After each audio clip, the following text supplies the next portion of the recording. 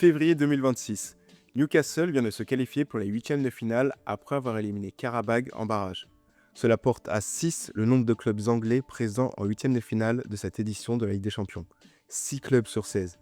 Sur le papier, rien d'illogique. La Première Ligue est le championnat le plus riche du monde. En 2025, elle a généré environ 7,9 milliards d'euros de revenus, soit largement plus que les autres grands championnats européens. C'est la ligue qui attire le plus de droits TV, la ligue la plus regardée, la ligue qui dépense le plus sur le marché des transferts. Avec un tel avantage économique, une telle profondeur d'effectifs, une telle capacité d'investissement, la domination européenne devrait être quasi mécanique. Et pourtant, sur les 20 dernières éditions de la Ligue des Champions, les clubs anglais n'ont remporté le trophée qu'à 5 reprises. Comment la ligue la plus puissante financièrement au monde ne domine-t-elle pas la compétition la plus prestigieuse du football européen? C'est le paradoxe anglais. Mais ce paradoxe n'a pas toujours existé. À la fin des années 70 et au début des années 80, l'Angleterre dominait l'Europe.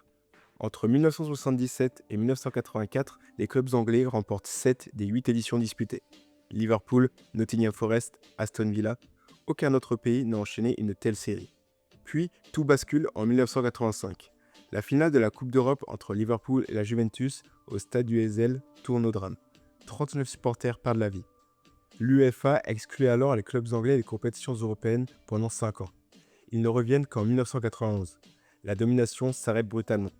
Une seule victoire dans les années 90 avec Manchester United en 99, 2 victoires dans les années 2000 avec Liverpool en 2005 et Manchester United une nouvelle fois en 2008, et seulement 4 victoires sur les 16 dernières éditions depuis 2010. Une constante demeure. Malgré sa puissance économique, la Première Ligue ne domine pas structurellement la Ligue des Champions. Plusieurs arguments tentent régulièrement d'expliquer cela, et le premier qui revient souvent est la fatigue. Mais lorsque l'on regarde les chiffres récents, l'écart n'est pas si évident. Lors de la saison dernière, hors Coupe du Monde des clubs, Manchester City et Liverpool ont disputé 57 matchs, Arsenal 58 et Aston Villa 60. Dans le même temps, le PSG et l'Inter en ont joué 59, le FC Barcelone 60, le Real Madrid 61, seul le Bayern Munich est plus bas avec 51. Autrement dit, les grands clubs européens jouent globalement le même volume de rencontres. L'argument du nombre total de matchs ne suffit donc pas à expliquer l'écart européen. Mais le problème n'est peut-être pas le volume, mais la densité des matchs. Là où la Première Ligue se distingue réellement, c'est dans son calendrier hivernal. En Angleterre, il n'y a pas de véritable trêve.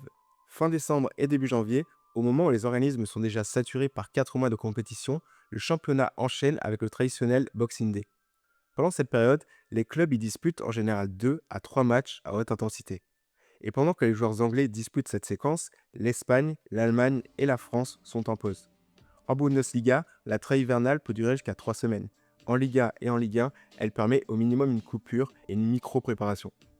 Cette différence est majeure, parce que le football moderne ne se joue pas seulement sur le nombre de matchs, mais sur la récupération. Les données physiques sont claires. La fatigue accumulée en milieu de saison augmente le risque de blessures musculaires, réduit la fraîcheur dans le sprint et impacte la capacité à maintenir une intensité élevée au printemps. Or, c'est précisément entre avril et mai que se jouent les demi-finales et les finales de Ligue des Champions. Le Boxing Day n'est pas un simple folklore anglais, c'est une compression du calendrier à un moment critique de la saison. Et cette compression crée un effet cumulatif. La fatigue n'est donc pas spectaculaire, elle est progressive et se paie en fin de saison. Pour autant, même cet argument a ses limites, car les clubs anglais disposent d'effectifs plus larges, de rotations plus profondes, de ressources financières supérieures. Ils devraient pouvoir absorber cette contrainte. La fatigue hivernale explique une partie du problème, mais elle n'explique pas 20 ans d'écart européen. Si l'Angleterre ne domine pas structurellement l'Europe, la réponse est peut-être ailleurs. Pas dans la quantité de matchs, mais dans la structure même de son championnat. Et le premier élément structurel à analyser, c'est la manière dont l'argent est distribué. En Première Ligue, les droits télévisés sont répartis de manière relativement équilibrée. L'écart entre le premier et le dernier est important, mais il reste bien plus faible qu'en Espagne par exemple. Lors de la saison 2024-2025, Liverpool a perçu 200 millions d'euros, quand Southampton a perçu 125 millions, soit un ratio de 1,6. Dans le même temps, en Espagne, le Real Madrid a reçu 157 millions d'euros, quand le dernier, Leganés, a perçu 39 millions, soit un ratio de x4. En Première Ligue, même les clubs classés dans le bas de tableau disposent de ressources considérables. Résultat, environ une dizaine de clubs peuvent investir massivement, recruter les internationaux confirmés et viser la Ligue des Champions. La richesse anglaise n'est pas concentrée sur 2 ou 3 institutions, elle est diffusée. Le top 10 de Première Ligue est économiquement puissant et cette différence structurelle a des conséquences sportives majeures. En Première Ligue, chaque semaine est un test, parce que si tous les clubs ont les moyens d'investir massivement, cela signifie que tous les clubs peuvent battre n'importe qui. Un exemple simple, Wolverhampton, pourtant en difficulté au classement cette saison, peut accrocher Arsenal. Un déplacement chez un club en bas de tableau n'est jamais neutre, la rotation devient risquée. Faire tourner avant un quart de finale de Ligue des Champions peut coûter des points en championnat. Or, ces points sont cruciaux. Parce qu'en Angleterre, le top 4, ou désormais le top 5 selon les coefficients, n'est jamais garanti.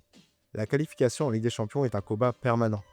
A l'inverse, la situation est structurellement différente en France, en Allemagne ou en Espagne, où le PSG, le Bayern, le Real ou le FC Barcelone ne tremblent jamais au moment de se qualifier en Ligue des Champions dans leurs championnats respectifs.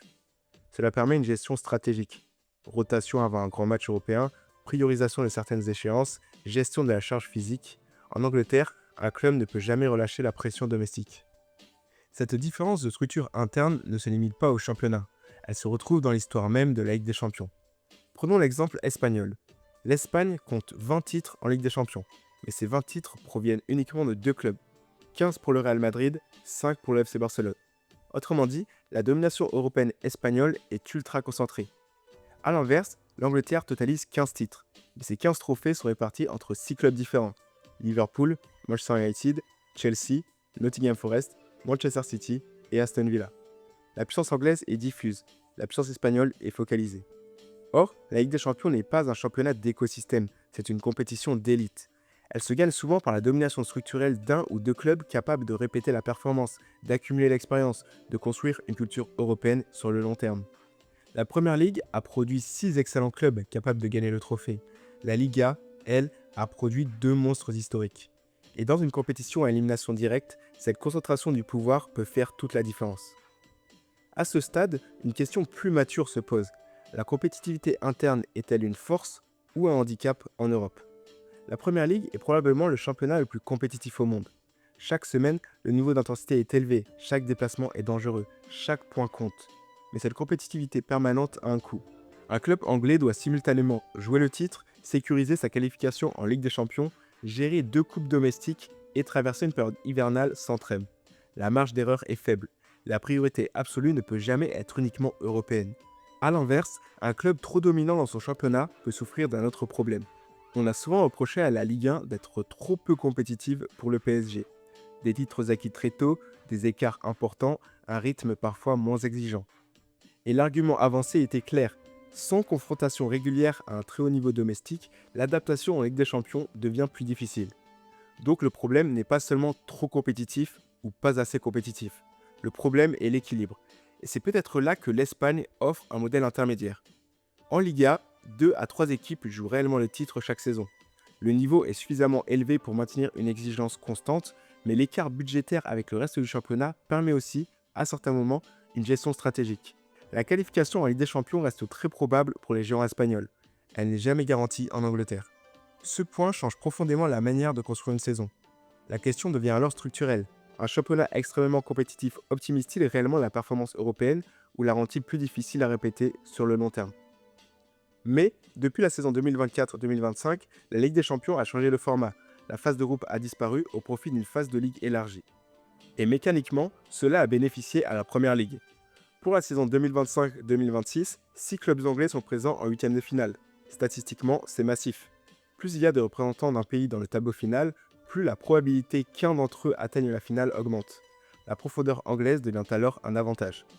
Autre effet du nouveau format, les clubs d'un même pays ne peuvent pas s'affronter lors de la phase de ligue. Ils évitent donc une concurrence interne précoce. Ils accumulent davantage de points UEFA et ils sécurisent plus facilement des places supplémentaires pour les saisons suivantes.